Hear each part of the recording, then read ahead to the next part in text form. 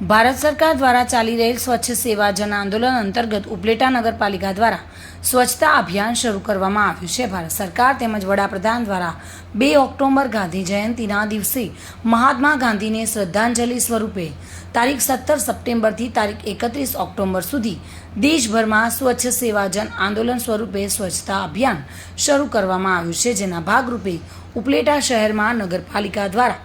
બસ સ્ટેન્ડથી rally સ્વરૂપે શરૂ કરી તમામ કચેરી, રેલવે સ્ટેશન, બસ સ્ટેન્ડ, પ્રવાસ સ્થળ, સ્કૂલ, આંગણવાડી, ધાર્મિક સ્થળો સહિતના સ્થળો પર સ્વચ્છતા અભિયાન યોજી શહેરને સ્વચ્છ બનાવવા અને તમામ જગ્યાઓ પર સ્વચ્છતા અભિગમ જળવાઈ રહે તે હેતુથી સફાઈ કરવામાં આવી હતી.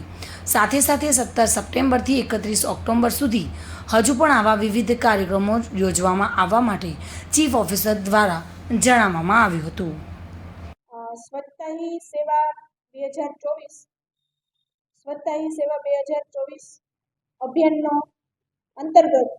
આગામી 2 ઓક્ટોબરના મહાત્મા ગાંધીજીને શ્રદ્ધાંજલિ સ્વરૂપે આજરોજ 17 સપ્ટેમ્બરથી 31મી ઓક્ટોબર સુધી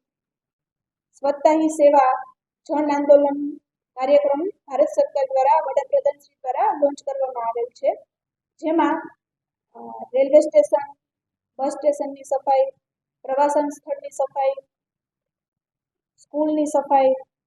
આંગણવાડીઓની સફાઈ તેમજ ધાર્મિક સ્થળોની સફાઈ કરી અને શહેરમાં સ્વચ્છતા પ્રત્યે લોકોમાં અભિગમ કેળવાય તેવું એક અભિયાનનું આયોજન કરવામાં આવેલ છે. સરફરાઝ કોડી સાથે bureau report, today Gujarati news.